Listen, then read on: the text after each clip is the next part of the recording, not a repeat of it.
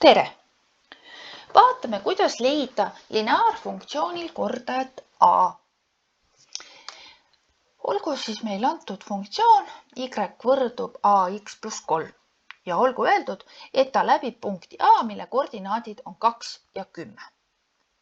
Ehk mul on vaja teada saada seda arvu a, mis seal x ees on.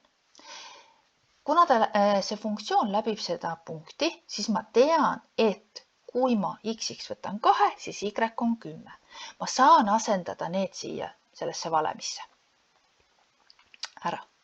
Ja siis ma saan, et 10 võrdub a korda 2 pluss 3.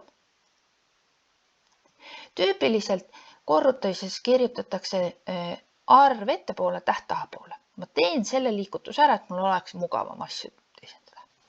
Ja nüüd ma pean selle võrrandi ära lahendama.